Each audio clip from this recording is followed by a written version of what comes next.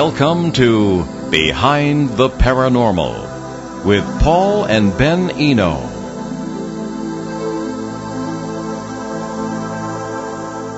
Has anyone in government come clean on the UFO phenomenon? Can we now get past government misinformation on the subject?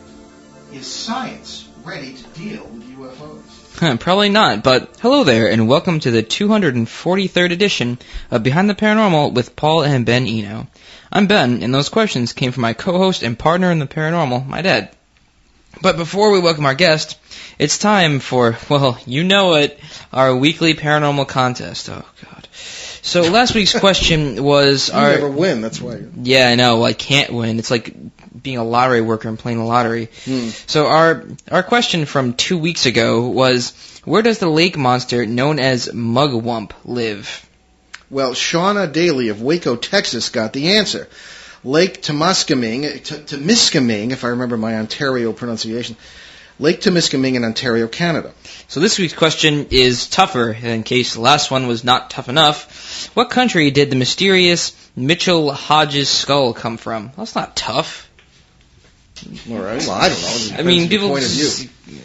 Okay, so get that right and win a copy of UFOs, Generals, Pilots, and Government Officials Go on the Record by tonight's guest. So call us locally at 401-766-1240 or nationally at 800-449-1240. If nobody gets it before the end of the show and you still think you have a shot, drop a line to me at ben@behindtheparanormal.com. Leslie Kean is an independent investigative journalist with a background in freelance writing and radio broadcasting. She has contributed articles to dozens of publications here and abroad, and her stories have been syndicated through a number of news services. While spending many years reporting on Burma, she co-authored the book Burma's Revolution of the Spirit, The Struggle for Democratic Freedom and Dignity, and she contributed essays for a number of anthologies published between 1998 and 2009. Leslie is was also a producer and on-air host for a daily investigative news program on KPFA in California, radio that is. She began covering the UFO subject in 2000 with a feature story in the Boston Globe, and followed with additional mainstream stories. In 2002, she co-founded the Coalition for Freedom of Information, or CFI, an independent alliance advocating for greater government openness on information about UFOs and for responsible coverage by the media based on a rational and credible approach. As director of the CFI, she was the plaintiff in a successful 5-year Freedom of Information Act lawsuit against NASA. In 2007, she co-organized a landmark international press conference in Washington on official UFO investigations, which received media coverage around the world. Leslie was a producer for the 2009 independent documentary I Know What I Saw, and is currently working with Breakthrough Films on a new feature documentary. In February, she received the 2011 Researcher of the Year Award from the International UFO Congress. The book we're going to talk about tonight is UFOs, Generals, Pilots, and Government Officials Go on the Record. And Leslie's website is www.ufosontherecord.com. Leslie Kean, welcome to Behind the Paranormal. Hi. Thanks for having me on. Oh, it's our pleasure. Ben, take it away. All right. So, Leslie, what got you interested in UFOs in the first place? Well, it's an odd situation because I was back in the 90s. Really, I was just a regular, what you might call a normal journalist. I worked at a public radio station in Berkeley, California, producing and co-hosting a daily investigative news program, and I also had done a lot of freelance publishing on various topics in newspapers and magazines, both in the U.S. and abroad. Done a lot of work on the country of Burma and the issues that Burma was dealing with in its struggle for democracy. So I never would have imagined that I'd ever, get involved with UFOs on a professional level, although I had a curiosity in the subject matter. And what happened was a colleague in France sent me a report that had been put together by high-level officials in France, among them 4 generals and an admiral and the former head of the National Space Agency in France, which was the equivalent of our NASA, and a police chief and a whole lot of very, very impressive people. And they put together a report on UFOs, basically, on official cases that they thought might have defense implications, that were of national security concern to them. And I won't go into a lot of detail about what it said, but it presented some very interesting cases, some of which did end up in my book.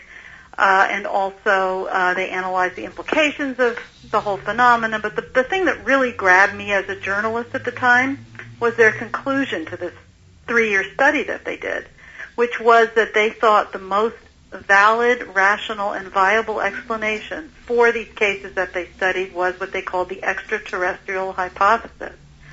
So they were saying it's very likely that there are objects in our skies that are extraterrestrial. And now they said, of course, that this hasn't been proven.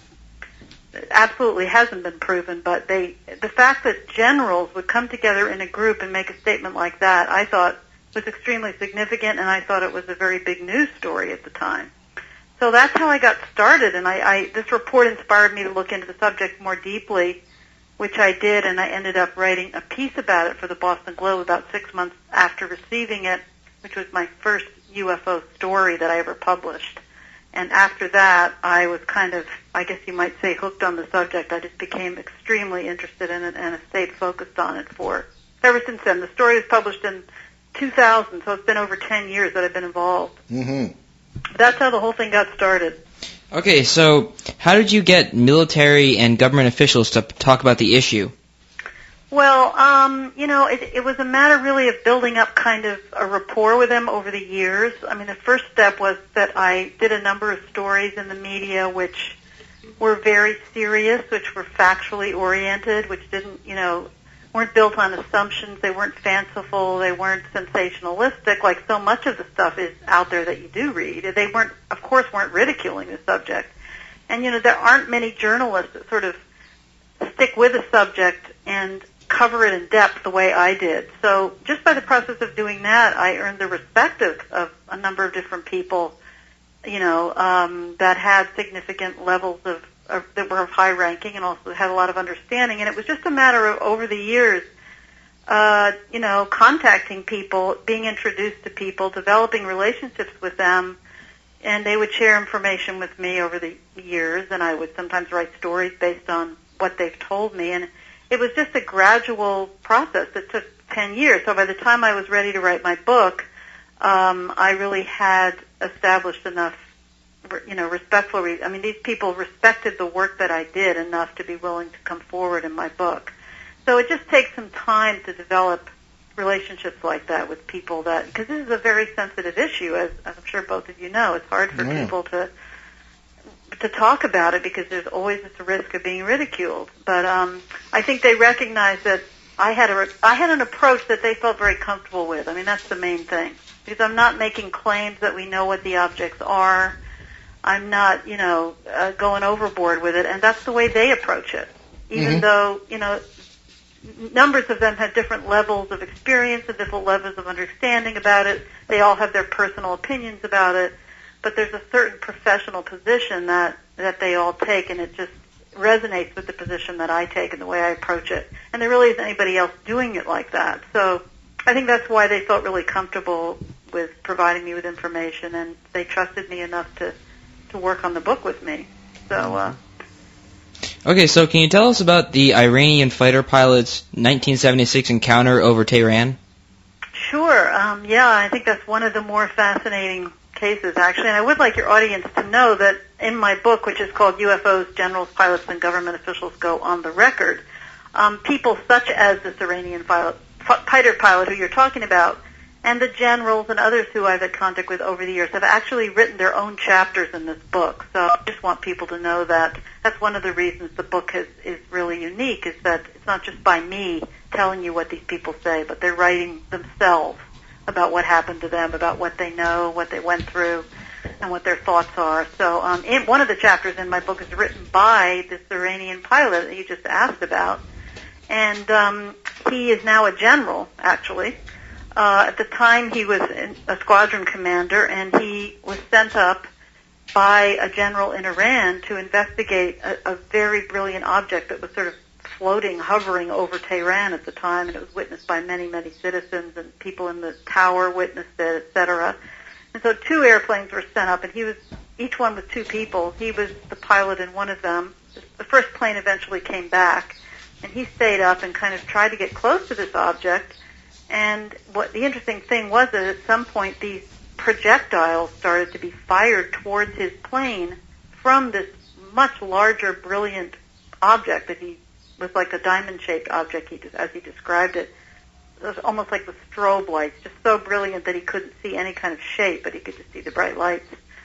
And these objects were starting to come towards him, and he at each time as they approached, he was ready to fire, and he prepared to fire at them with a missile because he felt he needed to defend himself. And each time he lost the power, the ability to fire just at the last moment. It was just this very chilling kind of situation where it seemed as if the phenomenon had the ability to disable his firing mechanism.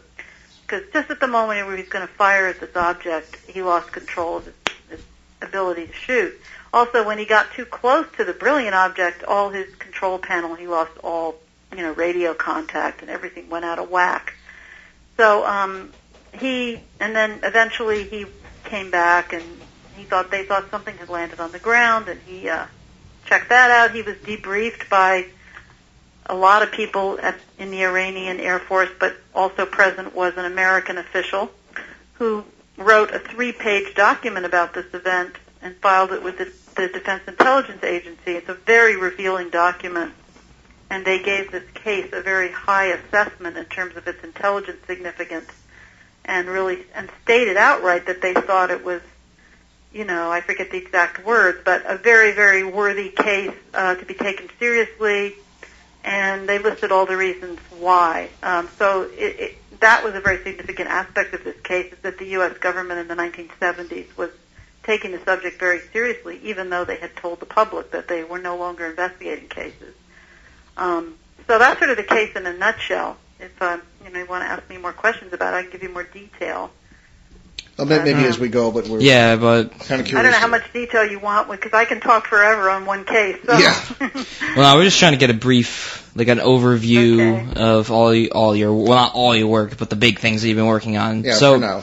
So how about the triangle UFOs over Belgium, and where the jet fighters were scrambled to intercept? Yeah, that's another fascinating. I actually open up the book with a piece written by a major general from Belgium, Major General Wilfried de Brouwer, who was in charge of an Air Force investigation in 89 and 90 into this extraordinary wave of sightings that were seen over Belgium. And by a wave, I mean the UFOs just kept coming back over and over again. Normally, you have a sighting, you're lucky if it lasts a while, and a lot of people see it, and then it's over. But in this situation, there was repetition, and a tremendous amount of data was accumulated in Belgium. And they were never able to figure out what these things were, and General de Brouwer tried his very hardest to do that. Believe me, he was not a UFO believer when this whole thing started. And one of the components of the effort that they made was what you just referenced. When the objects were picked up, they set it up so that the objects had to be picked up on 2 different radar stations, and the police had to be informed about them. I think that the witnesses had to call the police so that there was a definite police report. And when that happened, they scrambled F-16s to go up to try to get a closer look at these objects. And it was not, it wasn't to try and do anything hostile to them, but it was just really to try to get more identification about the objects. They did that a couple of times, and there was nothing really definitive that they were able to acquire, although I have spoken and interviewed the pilot myself who went up in the March incident, which was the most significant one. And he did see lots of anomalous behavior on his radar, which everybody has confirmed. The problem is that the second plane that went up, its equipment didn't work properly, and what they needed to get was the same information from 2 airplanes at the same time in order to otherwise they couldn't prove that it wasn't some kind of weird aberration in the equipment. It's all this technical stuff, because the Air Force is extremely meticulous about what they're going to accept as data. Because they only had 1 set of data instead of 2, they're not willing to stand behind it and say, officially, we know that this is some kind of anomalous craft. But the pilot himself certainly believes that it was, because he was up there and he saw the behavior of this thing, which was jumping, tremendous distances in a flash and hovering in midair and things like that. So that's, what's interesting about the Belgian case is not only how incredible the sightings were because there were so many of them, but the fact that the Air Force was so deeply involved in trying to solve the mystery and that it was public about it, which is, of course, very different from what you would see in the United States and what you did see in the United States during the 80s when we had a similar wave. So they're to be commended for, in my opinion, for the work that they did on trying to solve this case. It's very unusual. Oh, so what do officials believe these UFOs actually are, or do they just have no opinion on it? Well, it's a really hard question, I mean, I'm sure that the officials, many of them have their own private, personal opinion about what they think they most likely are. Most of them are kind of careful about what they say publicly, but many of them have stated, as the French generals did in that first report that I ever encountered back in 1989, many of them have said that they believe that the extraterrestrial hypothesis certainly must be considered as a viable one. I mean, anybody who has studied this issue or has witnessed it cannot just write that off as an option. And when you have cases in which they've been so thoroughly investigated that you can eliminate any other explanation, then you're stuck. And a number of these officials have been involved in such cases where there's no rational, conventional explanation possible. So you're not left with a lot of choices, and one of the ones that you think is the most logical one is, as far out as that seems, is the extraterrestrial option. So they're certainly willing to go on the record and say, this is a possibility and we must take it seriously. But they're not willing to say, well, I definitely think it's this, that, or the other.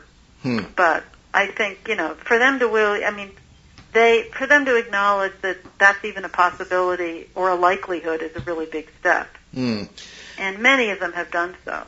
They just want there to be a more in-depth investigation by the scientific community so that we can really find out for sure. Because, we haven't proved it one way or the other. Well, we don't. Well, maybe we have, maybe we haven't. But we understand that former White House Chief of Staff John Podesta has been a great support in your work. How did you swing that? Well, that all started back in about 2001 when I co-founded a group called the Coalition for Freedom of Information, along with a whole team of people. It was actually spearheaded initially by the Sci-Fi Channel here in New York, part of the Universal Television Network. They basically sponsored a Freedom of Information Act effort, which meant that we were trying to get information through the Freedom of Information Act on a specific UFO case that had more information than anybody had ever been able to get before, because they hired a law firm and they hired a public relations firm and all these professionals, a research team out of Washington, to really go forward with this and not accept no for an answer.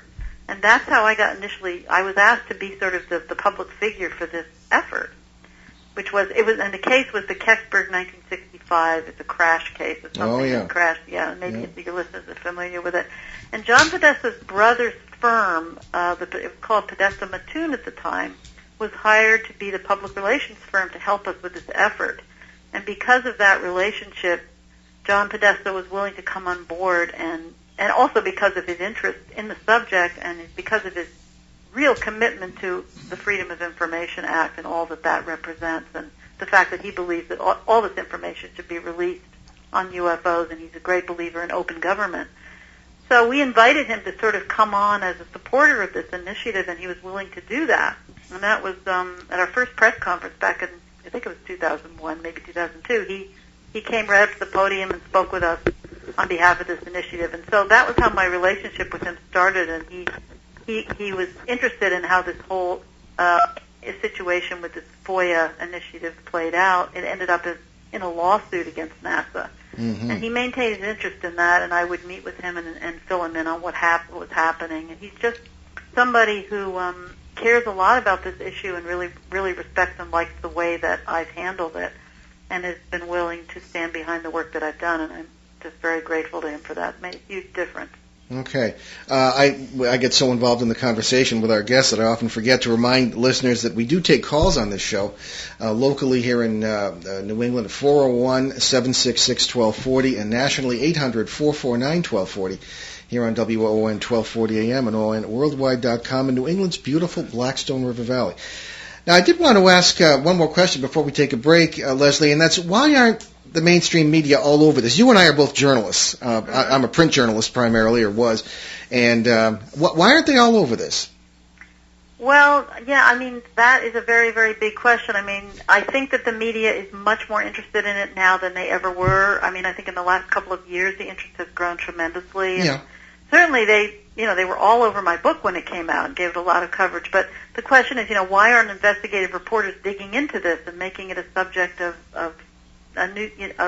much more depth than has been done so far? And that's sort of a mysterious question to me. I mean, I think the most obvious answer to it is the fact that the subject is so taboo, that it's just, there's so much ridicule associated with it, and a lot of people who represent the status quo just do not want to take the risk, of being looked down on because of it. I think the other problem is that most mainstream journalists are not informed about it. They just do not know that there is something as solid as there is on this subject, that the kind of information that I have in my book even exists. Yeah, well, a lot of journalists haven't been exposed to it. Yeah. A lot of journalists aren't informed about a lot of things. Exactly, and unless you really spend the time to research this, and I feel like, what I was trying to do in my book was just provide people like journalists with just one thing that they could read and they can really get the key information. And I'm hoping that more journalists will take advantage of this book because it opens up so many possible areas of investigation for them. But you really have to do your homework, and, unless they're assigned a story or something, they just plod along and do what they do. Well, simply to have a journalist write a book in a concise, journalistic manner, so to speak, that's sensible and coherent and easy to follow is a contribution that's unmeasurable, I think. Ben, thank you. I hope it's useful to everyone, including journalists. Yeah. Well, yeah, I get what you're saying about the media, because I remember once there was that big, the whole huge, UFO conference that went on in New York, and, Stanton Friedman was there. All the big names were there. There was, little to no news coverage on it, and the news coverage we saw, basically made fun of it. And they're like, oh, look at this. Stan was complaining to us about that. Yeah, that was, ridiculous. Leslie was probably there, too. Yeah, the media loves to do that when there are conferences. And you know what they'll do? They'll always go to the craziest part of the conference. Exactly. And focus on that. Yeah, exactly. I mean, they like to do that. They think that's what entertains people. They don't want to report the serious stuff. I've seen that happen over and over again. Yeah. A bunch of idiots, but... I know. We're going to take a commercial break right now, and we're going to come back with some more in-depth, as we do on the show, going a little more in-depth, or a lot more in-depth into this subject. And we will be right back on WOON 1240 AM and ONWorldwide.com. Behind the Paranormal with Paul and Ben Eno and our guest, Leslie Kean. Stay with us. ON Radio, ON Worldwide.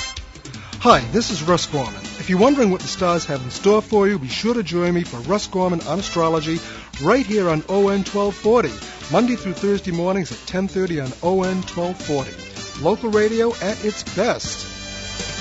ON Radio, ON Worldwide. Okay, and we wanted to tell you about Amazon Kindle. A lot of people ask where they can get my books. We'll have to ask our guest if her book is available on Amazon Kindle, but it's a wonderful tool. It eliminates the necessity you'd have to go out to bookstores and spend a lot of money on books, and you buy the Amazon Kindle device, which is a handheld tablet sort of thing, and now it's available at Staples, by the way. And you can download books, literally, from the air, wherever they come from. I'm not too technical, but the thing sure works.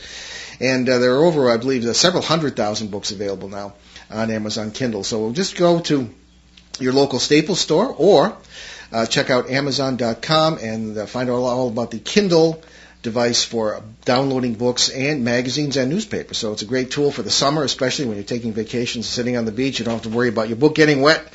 anything like this, or sand blowing on the pages, or whatever your problem might be. And Amazon Kindle, it's a great tool, so check it out. And again, as I say, you can get all my books on Amazon Kindle as well, nice and simple, and it's a lot cheaper than it started out. You'll be surprised at some of the great prices. So Amazon Kindle. Okay, we're back Behind the Paranormal with Paul and Ben Eno here, and Ben is going to start us off in our second half with some questions that are going to take us a little deeper into the subject. All right, so what's your personal opinion of UFOs, and do you ever feel like you're being misled in your investigations into this subject? Like, the farther in you get, the more you feel like you're being misled to look at something else and not at what is actually the truth.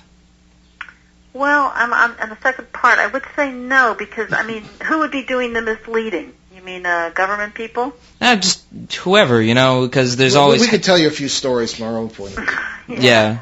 There's half-truths, whole truth. There's half-truths that give the whole truths to the crazy people that no one will believe, blah, blah, blah, Right. things like that. Yeah, I mean, I think that certainly is a problem that, there's a lot of disinformation out there for sure. And We ask you that as one of the more credible people in the field. Yeah. Yeah, I mean, I think one of the things that I had to learn over the years when I first started this was how to sift that all out. I mean, you're right, there are so many situations, so many websites, books, stories, whatever, where, the information is all mixed up, or you have some truth mixed up with a lot of craziness. And it's very hard to know how to sort that out. And I just think for me, I mean, I feel very clear now that certainly none of that came into my book. And I think it's just a matter of spending time applying the right kind of standards to the information so that you just don't pay attention to information that doesn't reach a certain standard. And maybe it's true and maybe it's not. But the way I look at it is if something cannot be corroborated, documented, backed up by multiple witnesses, by physical evidence, and all the things that are needed to make something viable, whether it's true or not, I can't really make use of it anyway, if you know what I mean. So I just don't deal with any information that isn't so solid that it's irrefutable, All right. basically. And but I think it's very tricky for people because people have a lot of curiosity, and there is so much. I'd say 90% of stuff on the internet is probably stuff that people shouldn't be reading. True. So I just feel like I've sort of developed a kind of antenna that is where I've been able to sift it out, and just because of my journalistic training, just not pay attention to stuff that isn't really, really solid. Plus, I have sources that I trust and that aren't going to feed me that kind of information. Yeah. I don't deal with people that feed that kind of information out. Uh-huh. Well, one thing I learned in community journalism is be very careful what not to believe. Just as be careful what to believe and what not to believe. So it needs investigation. Right. But just moving on a bit, allowing for the idea that UFOs, as a journalist, may have a number of different explanations, may have a number of different sources, some of which may be, as we say, paranormal. What is your personal opinion about the origin of the, should we say, the golden cases, the cases that are pretty much beyond doubt not quote-unquote rationally explainable? What's your personal opinion about the actual phenomenon? Well, that's real? I mean, I think I sort of align myself with the opinion of the generals and the people that have been involved in those cases. I mean, I really think that the extraterrestrial hypothesis is valid, and I think there's a strong likelihood that they are extraterrestrial. They are something physical. We know that. They are definitely a physical phenomenon that demonstrate technology that we are not capable of here. And, we're just not capable of doing the things that these solid objects can do. And if we know that they're not ours, you have to ask, and what are the options? Well, certainly this one option is that they're simple, the simplest one that I think most people consider is that, they're visitors from some other planet. But, people have proposed ideas such as kind of interdimensional, some kind of travel through some other dimension that might be very close by that we can't perceive, some kind of crossover.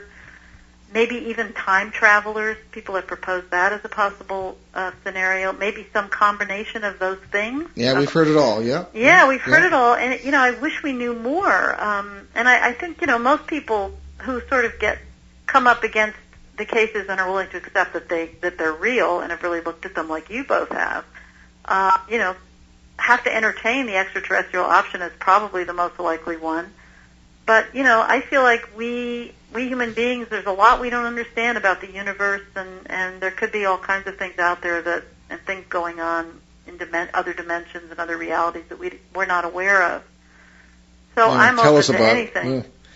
Okay. All right. But certainly there are people that, in the whole abduction arena, that have reported actually interacting with beings, and they would have absolutely no doubt that these are craft from some other planet piloted by beings.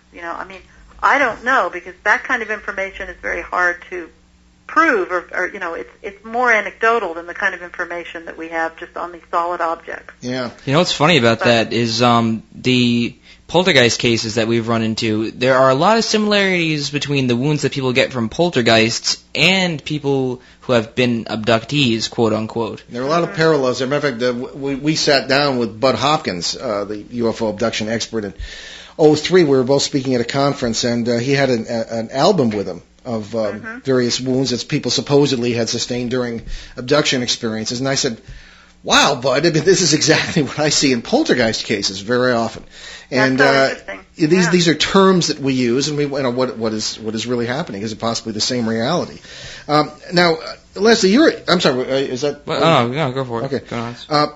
You're a great advocate for dispassionate scientific investigation of UFOs, but one thing Ben and I are always pointing out is that our science is based on a very limited, in my opinion, almost laughably narrow material concept of reality. What if science simply isn't up to the task of even isolating the UFO phenomenon, let alone explaining it? What do we do then? Yeah, that's a good point. I think I sort of touched on that in the last chapter of my book, that it's conceivable that even if they may not be up for it, and even if they try, they may never be able to even get near to figuring out what these things are. No. But they certainly can't do it with ghosts. Yeah, but again, with all of these phenomena that they don't want to go near for various reasons, we have not taken our best scientific minds from around the world, had them, if they really made a conscious choice to be proactive and focus on these kinds of subjects and really do some serious studies, I think they'd find a way to do it. Do we know that this is not happening, only not under the public eye? That they're not studying them? Yeah. Well, unless there's something secret going on that we don't know about, I'm assuming well, that's a distinct possibility. It doesn't have to be secret. Let's say they wanted to get to the bottom of the question, are these ghost sightings real? They could apply all kinds of technology and decide to make it important, and I think so much of the problem is simply that they just don't make these issues important, so they don't focus on them. Well, all I know is, having spent quite a bit of time in the military myself, including some intelligence work, the public only knows about 10% of what's really going on. The press only knows about 10% of what's really going on. Mm-hmm. So, anyway. I don't know, maybe I'm naive, but I'm holding the vision that the scientific community, if they really put their mind to something, they're capable of making great strides. Yeah, no, I hear you. You think about the things they've accomplished, you know. But they have to choose to do it, and they have to pool their resources around the world and really make it a choice, and until they do that. But you're right. I think it's a really interesting question as to whether, even if they did apply the scientific methodologies that we have, how much could they really learn about this phenomenon? I don't want to get bogged down in the science thing, but we will be doing another show with you, fortunately, because we're running out of time. But what I've noticed on the lecture circuit, and of course my work for 40 years or so has been primarily ghost research, but I would address, I did a lot of work as a seminary student and as a graduate student in psychiatric hospitals, specifically to learn who's going through stuff that's paranormal and who's just plain nuts. That was the idea. But I would find that people, particularly who were schizophrenic, were very knowing. Those who were relatively in control were experiencing things that made me question the nature of the illness. In other words, are these people really enduring chemical imbalances in the brain, or are they aware of worlds that are real? Or But even, we're not, you know. or even who's the guy with the God helmet? Dr. Michael Persinger. Yeah, Dr. Michael Persinger. He was like, just because it's in the brain doesn't mean it's not real. Yeah, It's it's very fascinating. Well, he was on the show. We were prepared to blow him out of the water, but he was great. But in any case, these questions are, and the reason I'm bringing this up is the notion of politics and its influence on science. You know, politics among the scientists themselves. Because I've addressed groups of psychiatrists on this subject that I just mentioned, and they will be very upset as a group. But they'll come up to you afterwards, many of them, not all of them, of course, and say, you know, I've wondered the same thing, but I don't dare say it because if I did, I'd lose my job. Exactly the same thing we're dealing with here. Yeah, Absolutely. so that's why I bring it up. So, I mean, there are issues here. A very, very good point, because there are so many people this is in political circles, too, who are curious and take the subject seriously, who are interested, but they would never say so publicly. Mm-hmm. And you can see why. Look what happened to Dennis Kucinich and others who have said anything about UFOs in Washington. You know. Well, that's it. Well, one thinks of Jimmy Carter, who promised before his election that he'd, you know, blow the cover on the whole thing, and all of a sudden they become president. They see the 3-ring binder, and then they clam up. It's you know, true. I mean, even Obama's been reticent about certain things. You wouldn't think he'd be reticent. You know, there's just a huge political risk for anybody to be publicly, you know, associated with the subject, and regardless of their personal interest in it, they will, just like what you said, they just don't want to talk about it publicly, but they will come up to you in private, and say things about it and express their interest. Yeah. It's so frustrating. Okay, well, let's continue to go a little bit deeper into this now. As I say, you know, I've worked in the paranormal, mostly with so-called ghost research for many years. Ben's been with me now for 6. And it's amazing how frequently, when people think they're seeing ghosts, and when you put the time into it, it leads straight to apparent UFO phenomena. Because we put up to 10 years into studying cases. You know, all these people you see in the media, they breeze in with all this silly equipment they don't understand. They spend a couple of days and that's it, if that. But the more you study it, the more you find. People might say, well, the more you think you find, but we believe it. And now, in your interviews with all these big shots, have other forms of paranormal phenomena been encountered during the same period as the UFO experiences? Well, the ones that I have focused on in my book, I would say mostly no, in terms of what I've been told. Has anyone asked?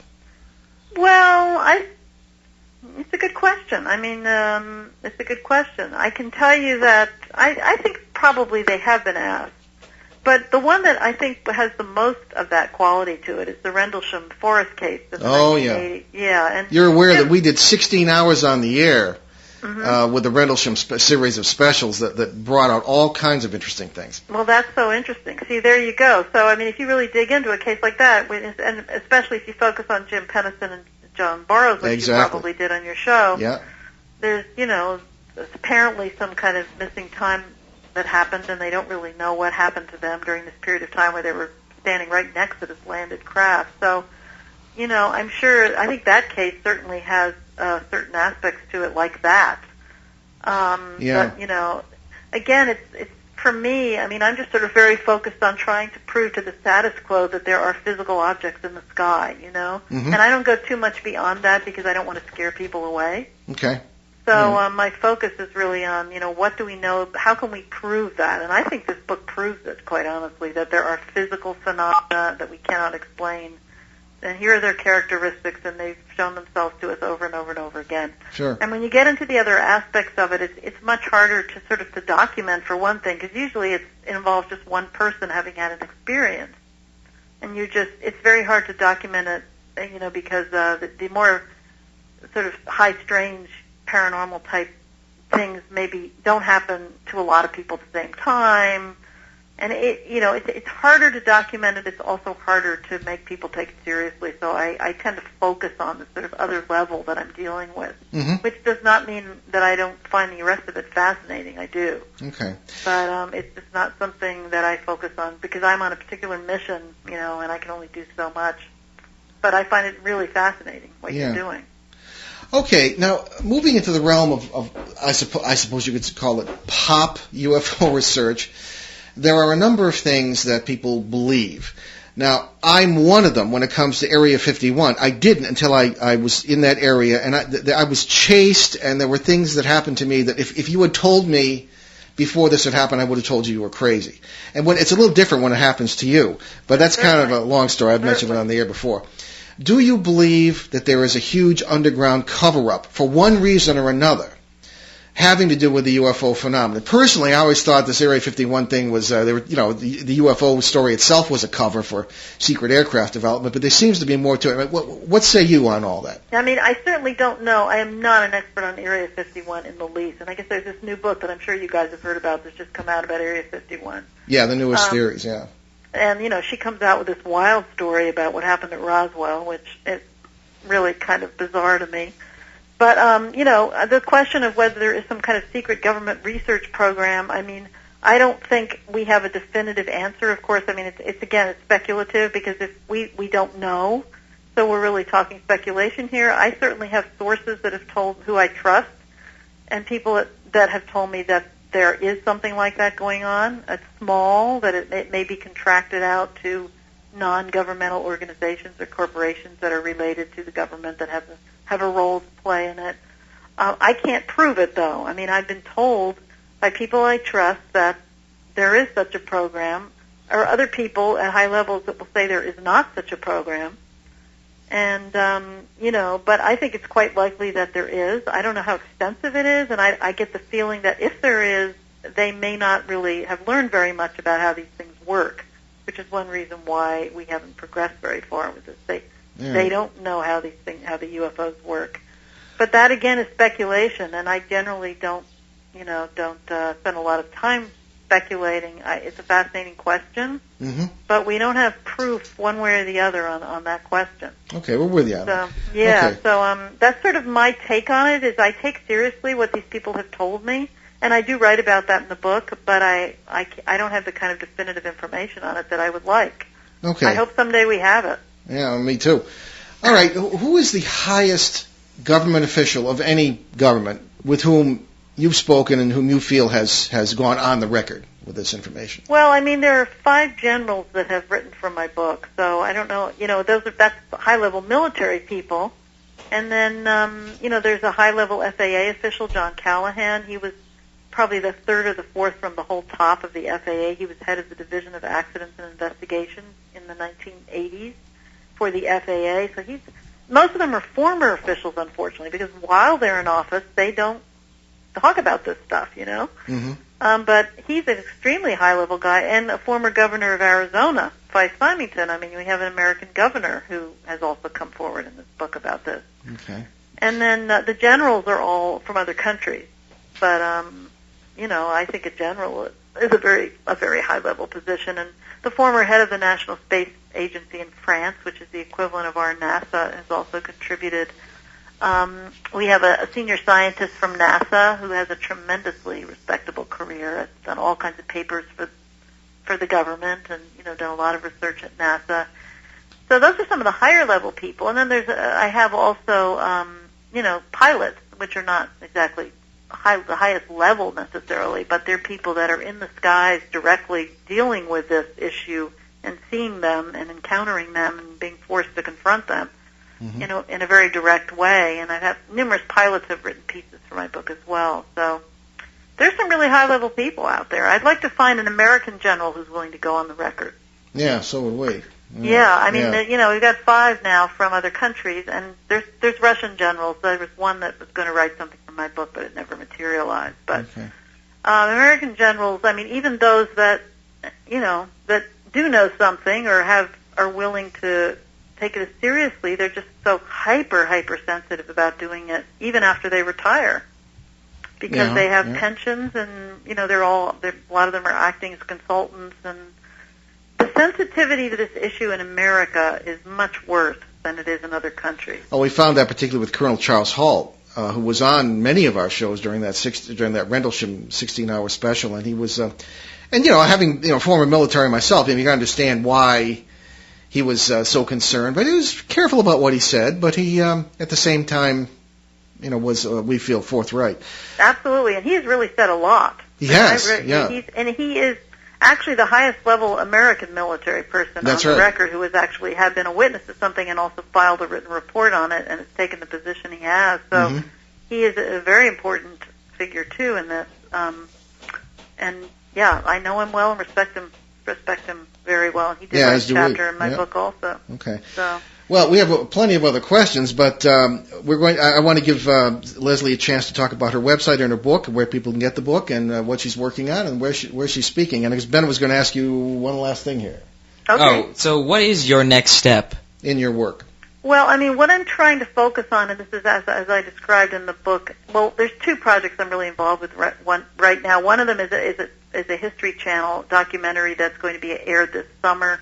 It's produced by an independent film company called Breakthrough Films, and I'm one of the producers on that. But it was commissioned by the History Channel, and it's really based on the book. It's going to be a 2-hour special, which highlights numerous cases from the book. And we went to Europe, we went to Belgium, we went to the Channel Islands, a lot of different places to interview the people that have written for the book and cover those cases. So that has taken up a lot of my time since the book came out.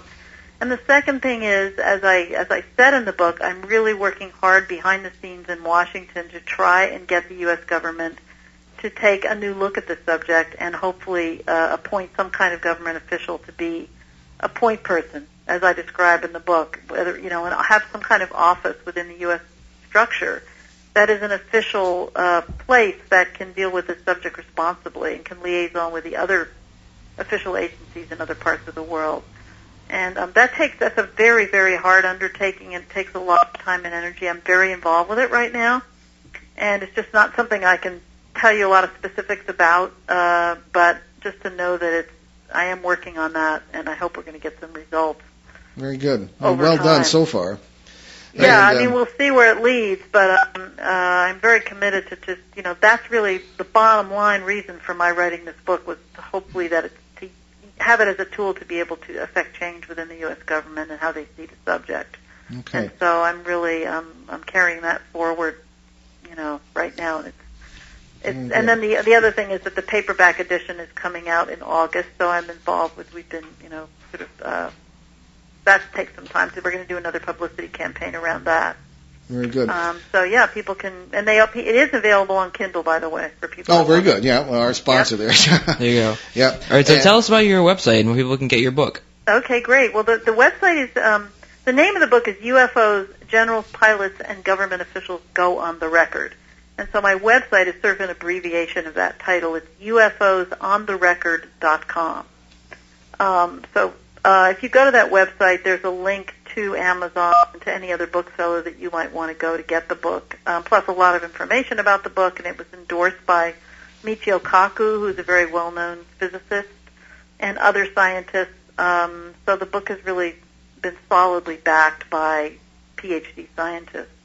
And that some of their statements are on the website as well. You find a lot of background information. So I encourage people to go there. I also have a Facebook page, which is very active, and there's a link to that on my website. And I'm very responsive to people on that site. I'm very involved with it and love to hear from people on the Facebook site who have read the book or have questions or points they want to make. We have, a lot going on that as well. Yeah, I noticed. Well, I'm a friend of yours on Facebook, and I noticed that. Yeah, you don't even have to be a friend to go to my author page. It's an open page, so anybody can just go, just click the like button at the top. And the book is, a $26 book, but on Amazon, I think it's only about $16 right now. Mm-hmm. So it's really not. It's a good deal to get it on Amazon. It's not expensive. It's got lots of color photographs in the middle, glossy photographs, and I think that's one of the special things, too, about the whole UFO situation is people say, well, why aren't there any photographs, Mm-hmm. There have been some photographs, and not that many, but 5, 6, 7 photographs over the course of decades that are absolutely exceptional and have been thoroughly investigated and studied by scientists in laboratories and photoanalysts. And those pictures are in this book, and they're really, really stunning photographs that show, and they're real. They're evidence. Mm-hmm. They are solid evidence for the reality of something physical. Very good. So I think that's another feature that the book has that makes it exciting. But I also have been told if you get it on Kindle, you don't get the photos. Just so people know that. That's right. See, my books, I've never been told that. Maybe they changed it, but some people were writing me on Facebook in the beginning when the book first came out that they were buying it on Kindle and it did not include the photographs. I've never heard that. Well, we'll look into it. At least they can do is, answer the question on that. Well, Yeah, we're going maybe to continue. That's changed. I don't know. Well, we're going to continue our conversation with Leslie Kean on Sunday, June 12th, as we welcome her to our CBS Radio edition. So stay tuned for that, and make sure you check that out. And again, UFOsOnTheRecord.com. Leslie, thank you for joining us tonight. It was a fascinating conversation, and we'll look forward to June 12th on CBS. Thanks a lot, both of you, Paul and Ben. It was a great show. Really appreciate what you're doing, and thanks for having me on. Very good. Oh, you're welcome. Okay. Have a good evening. You too. And you.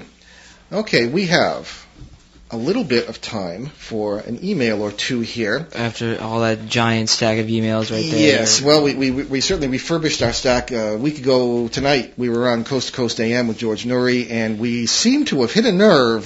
So some people, some of the things we said, and we are very happy to have received all these emails. We received up to 1,000 of them, so we'll have a lot of shows. Makes us feel all warm and fuzzy on the inside. Well, a lot of good response. All right, this is from Deborah, and I won't give her last name or I'll get in trouble with my son. Deborah, and she does not say where she's from, but this is a very simple question. Probably. Oh, well, she does give her last name. Just kidding. All right, tell me more about this parasite/predator species. Okay, that's it. That's a good short question. There you go. All right. Well, one of the things that we are very active in our own work is what we believe is dealing with parasites/predatory species from other parts of the multiverse. Okay, that sounds indecipherable, so let me explain. Where is Arnold Schwarzenegger and his minigun? Yeah, well, exact. And what we're talking about here is when I started out in paranormal research, as I say, it was over 40 years ago now. I was a student for the priesthood, and I started out with the usual, even from that point of view, a spiritualist assumptions that people report ghosts and that they're spirits of the dead. There were other things that were not human, but they were, servants of the devil or some, things like that. Well, I quickly learned that those explanations really aren't good enough, and that there are many factors here that go very deeply into the nature of what the universe really is and the nature of reality. And the long story short is that we believe that there are, as is speculated about in quantum physics, the fringe branch of physics now, a lot of responsible scientists are speculating that there is a multiverse out there, not just a universe. We have parallel worlds all around us all the time in which every possibility exists. Every possibility includes not just the possibility that, or the probability that you are a doctor in a parallel world, or a priest, or a radio talk show host in a parallel world, but that there are other species and things that are totally non-human and worlds that would be very alien to us. They're not necessarily other planets in the classical sense of the word. So the parasite problem has to do with a species that are actually about 9 different species that we've run into who are responsible for our beliefs about evil spirits, demons, this kind of thing. And we have to deal with these things in many cases where a lot of negativity is going on. Our conclusion, and the conclusion of many other people who've researched this, is that these entities are not spirits in the normal sense of the word. We can't seem to get away from that idea. I have encountered them physically, had physical altercations with them on occasion. They are not human. They are cosmic mosquitoes, as it were. I'm not saying they're insects, but I mean they feed upon the negative reactions and feelings and energy of not only our species, but a number of others. And in our, if you want to say, cosmic journey around the multiverse, Ben and I have encountered other species who have the same problems as we have with these things. So that, in a sense, is what these parasites are. We find that it is not necessarily all that difficult to get rid of them or to put them to sleep, so to speak, and to get them out of your life, but we find that many times people have been influenced negatively by them, and it's a problem. We just started a case in Providence, Rhode Island, just last week, in which people were saying that people would move into this apartment and everybody's life would fall apart when they did. And we indeed found some parasite influences going on. We'll be talking about that in other shows, but that in a nutshell is the answer to your question. That was a 2-hour lecture in about 3 minutes. Well, So I don't think it was 2 hours. I know, I tend to lecture it. Well, no. I'm just saying you just crunch that down to 3 minutes. That's Oh, I pretty see. awesome. Okay, all right. Okay, yeah, I didn't get you there, but anyway, so many thanks to our producer, Steve Bianchi, and we won't see you live again until June 6th, I'm afraid. Ben and I will be on the road. So WOON 1240 AM and ONWorldwide.com will do a rebroadcast next week. But on June 6th, we plan an open line show to start in again on this huge pile of emails that we got in the wake of that coast-to-coast appearance. Okay, so our Sunday evening CBS Radio edition in Boston, Pittsburgh, Detroit, and Seattle, and online at www.newskyradio.com will also be airing rebroadcasts on May 26th and June 5th. May 29th. May 29th, whatever. And we'll be back, and we'll be live on June 11th, and the second installment of our conversation with Leslie Kean on UFOs and the government. And remember, you can always get free podcasts of all our shows and show schedules and guest information at www.behindtheparanormal.com. And we leave you with a quote this evening from that old sweetheart, Albert Einstein. Quote, "Great spirits have often encountered violent opposition from weak minds." Unquote.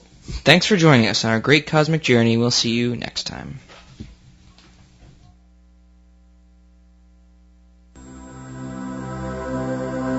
Return to this radio frequency 167 hours from now for another edition of Behind the Paranormal with Paul and Ben Eno.